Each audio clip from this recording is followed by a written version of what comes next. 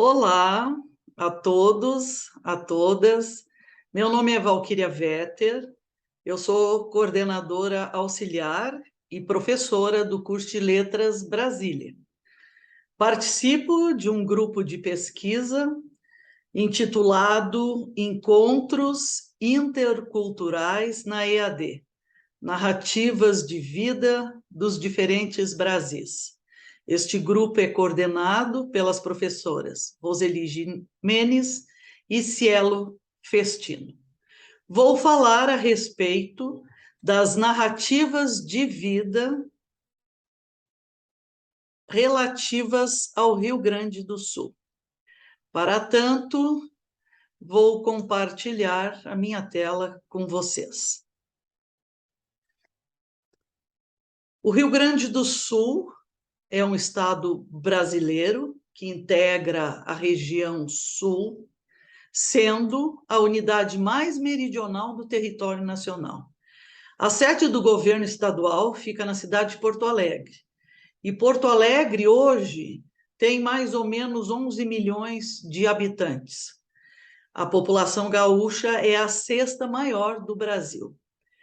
O clima no Rio Grande do Sul é predominantemente subtropical, caracterizado por temperaturas amenas e invernos muito rigorosos, e tem relevo formado por planaltos e depressões. Vemos aqui à esquerda uma foto de Porto Alegre, a capital do estado do Rio Grande do Sul.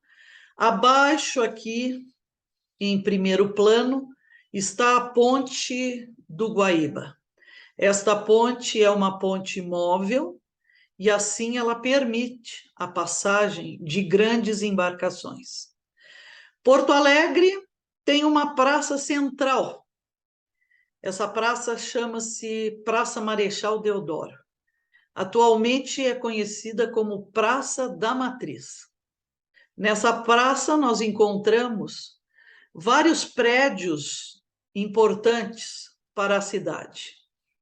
Encontra-se a Catedral Metropolitana, em estilo renascentista, com murais religiosos no seu exterior. O Palácio Piratini, em estilo neoclássico, que é a sede do governo estadual. O edifício da Assembleia Legislativa, o Palácio do Ministério Público e o Palácio da Justiça. Também encontramos nessa praça o famoso Teatro São Pedro, que foi construído no século XIX e que é tão importante para todos os gaúchos. Destaquei alguns pontos turísticos do Rio Grande do Sul. Evidentemente que o Rio Grande do Sul tem lugares lindos para a gente conhecer, mas aqui estão destacados alguns deles. Inicialmente, trago a Rota do Vinho, que está ilustrada aqui na primeira imagem. Na imagem superior, temos a imagem de uma vinícola. Esta é uma rota enogastronômica, né? É um legado histórico, cultural e gastronômico deixado pelos imigrantes italianos que chegaram na Serra Gaúcha a partir de 1875. Destaco também a cidade de Gramado, na ilustração aqui abaixo, que foi influenciada pelos colonos alemães do século XIX. A cidade possui um toque bávaro, com chalés alpinos, e é muito conhecida pelos chocolates maravilhosos, pelas lojas de artesanato e também pelo seu Natal Luz, que acontece na época de final de ano e que atrai muitos turistas. Também é uma cidade conhecida como a Cidade das Hortênsias. Na primavera, elas florescem e compõem um cenário lindo e que atrai também muitos turistas. Destaco depois a cidade de Caxias do Sul. É uma cidade da região da Serra, ela está situada a uma altitude de 817 metros, é considerada a maior cidade da Serra Gaúcha. É a segunda cidade gaúcha mais populosa, superada apenas pela capital, Porto Alegre. Caxias do Sul foi colonizada por italianos. Então, lá também nós encontramos vinícolas maravilhosas, um vinho delicioso, muitos queijos e salames. E ela também é conhecida pela Festa da Uva, que acontece uma vez por ano e que também atrai muitos turistas. Bom, falar do Rio Grande do Sul é falar de chimarrão, de churrasco, aquele churrasco com aquela picanha maravilhosa, suculenta. É falar de arroz de carreteiro com charque. Charque é o que nós conhecemos aqui por carne de sol, né?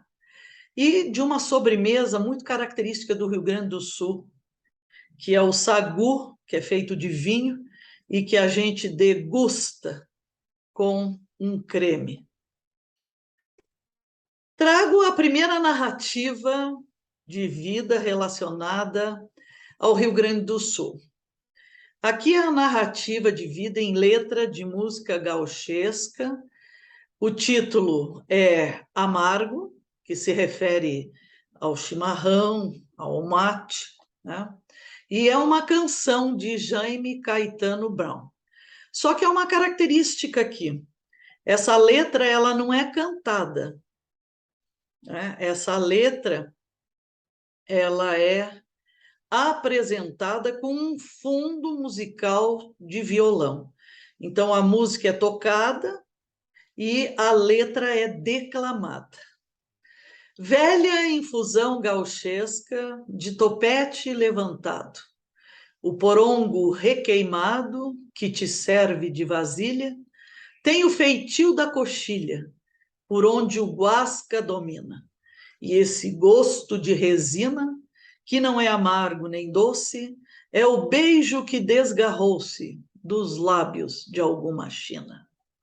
A velha bomba prateada, que atrás do cerro desponta, como uma lança de ponta encravada no repecho, assim jogada ao desleixo, até parece que espera o retorno de algum cuera, esparramado no bando, que de certo anda peleando nalgum rincão de tapera.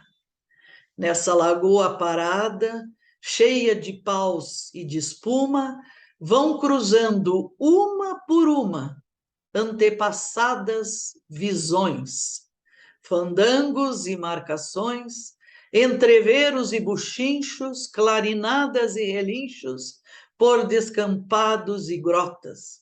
E quando tu te alvorotas no teu ronco anunciador, escuto ao longo rumor de uma cordiona floreando e o vento norte assobiando nos flecos do tirador. Então nós temos aqui a descrição do chimarrão.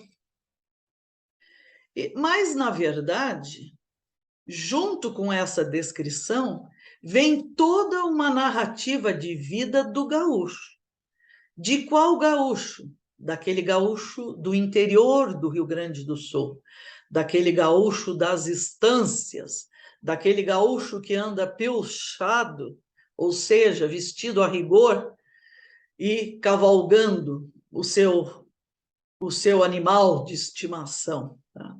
Então, nós vemos aqui, já na segunda estrofe, quando o autor compara metaforicamente a bomba prateada, né, com uma lança de ponta, ele já está trazendo à tona um instrumento de guerra, porque o gaúcho é conhecido como um povo bem belicoso, porque, na verdade, transitou por muitas guerras, né? Por muitos entreveros, como o próprio povo gaúcho diz. E aqui, possivelmente, essa narrativa já aflora, porque ao comparar a bomba do chimarrão, a bomba é esse canudo aí prateado, pelo qual, né, é sorvida essa infusão gauchesca. Então, no momento em que há essa comparação metafórica, vem à tona toda essa narrativa de vida belicosa desse gaúcho do interior. E então a gente pode perceber, né, que ele traz ao conhecimento essas guerras e essas revoluções nas quais esteve ativo. Aqui possivelmente esteja falando, trazendo à tona a Revolução Farroupilha, ou a Guerra dos Farrapos, que teve a duração de 10 anos, do ano de 1835 ao ano de 1845. E possivelmente também essa metáfora remeta a uma outra, vamos dizer assim, a um outro entrevero que aconteceu entre os próprios gaúchos, entre os maragatos e os chimangos, e que aconteceu em 1923 e que teve a duração de menos de um ano. Então, dessa metáfora, toda essa narrativa, vamos dizer assim, de guerreiro é resgatada, né? Aqui também vem a narrativa do gaúcho, aquele gaúcho do interior, que anda pelas estâncias, naqueles descampados solitários, né? Quando ele diz: assim jogada ao desleixo, até parece que espera o retorno de algum cuera, esparramado do bando, que de certo anda peleando nalgum rincão de tapera. Depois ele faz uma comparação muito interessante para trazer outros aspectos da narrativa de vida do gaúcho. Quando a gente olha a imagem aqui à direita, nós temos a cuia, nós temos a erva, nós temos a bomba e nós temos a água ali fervendo que é derramada para que essa infusão aconteça. Então ele narra aqui que no momento que ele olha para essa água aí borbulhando e ele compara esse espaço em que ela está a uma lagoa, né? Ele diz que nesse momento, nessa lagoa parada, cheias de paus e de espuma, vão cruzando uma por uma antepassadas visões, fandangos e marcações, entreveros e bochinchos, clarinadas e relinchos, por descampados e grotas. Então aqui ele volta a narrar as suas andanças, andanças que não remetem apenas às guerras, às revoluções, aos entreveros, mas andanças e que remetem também àqueles fandangos e marcações, às festas gauchescas com música folclórica, né? E remete também aos entreveros e buchincho, aquelas lutas que às vezes acontecem nas estâncias em que todo mundo se entrevera e a gente não sabe quem é um, quem é outro. E também sobre clarinadas e relinchos, quer dizer, quantas vezes montou seu cavalo e saiu ao som dos clarins em direção às suas guerras. E ele finaliza aqui com outra coisa muito interessante. Quando a gente participa de uma roda de chimarrão no Rio Grande do Sul, a gente toma o mate e quando a gente terminou de tomar, a gente tem que sorver com muita força o resto da água que está na cuia. E quando a gente faz esse gesto, a gente escuta um barulho. E esse barulho indica para todos os componentes ali da roda de chimarrão que a gente esvaziou a cuia, que a cuia está limpa para passar para o próximo. Então, ele remete a esse ato, né, que é uma exigência das rodas de chimarrão, dizendo que quando ele escuta esse ronco, esse último barulho de a gente sorvendo, né, essa infusão, ele se lembra de uma cordiona floreando e o vento norte assobiando nos flecos do tirador. Então, ele fala desse instrumento característico do Rio Grande do Sul, o acordeon, e fala também, né, de um vento que no Rio Grande do Sul é um vento respeitado por todos, que é o minuano. Quando o minuano sopra, olha, apronte-se. Agora trago uma outra narrativa de vida, de poesia gauchesca, o poema Prenda Gaúcha, de Gonçalves Chaves Calisto. Agora nós vamos ter uma outra visão de narrativa de vida. E aqui é a narrativa de vida da prenda, da mulher do Rio Grande do Sul, que mora naquele interior, naquelas estâncias isoladas. Eu sou a mulher gaúcha, da mesma raça baguala, que o gaúcho, quando fala, me chama apenas de prenda. Esquece que fui legenda, que a história pouco contou, e o homem nunca notou, cruzando no tempo afora. Por isso lhe falo agora, da prenda guapa que sou. Eu sou aquela que um dia, por força das circunstâncias, fiquei comandando estâncias, o campo e a gadaria.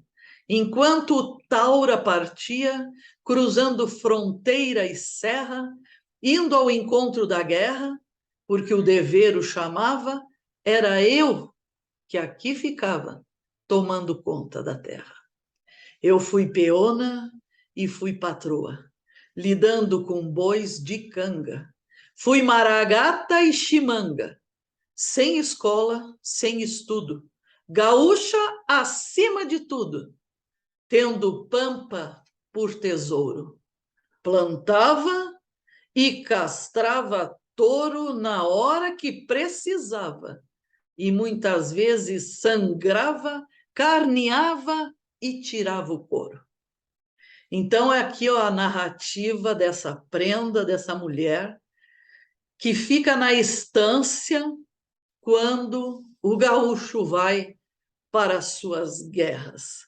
E essa prenda começa já na primeira estrofe, se colocando como alguém importante, como alguém que a história esqueceu, mas que se considera muito relevante nesse cenário, né, do interior do Rio Grande do Sul.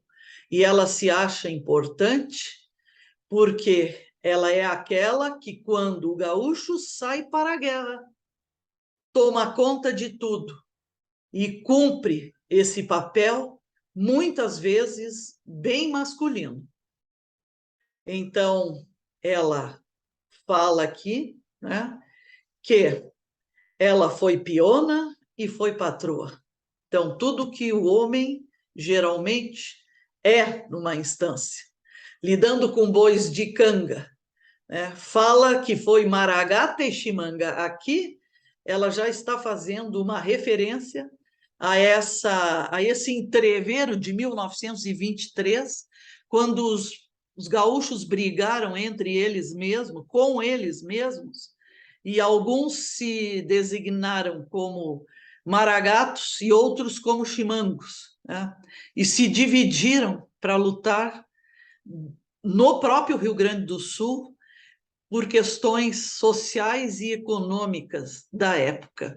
Então ela diz, olha, eu fui lutadora como qualquer maragato ou qualquer chimango, mas, acima de tudo, eu fui gaúcha. Então, embora essa narrativa de vida seja de uma vida difícil, de uma vida de uma mulher que tenha que assumir algumas vezes a função do homem, ela se sente honrada com isso, tá?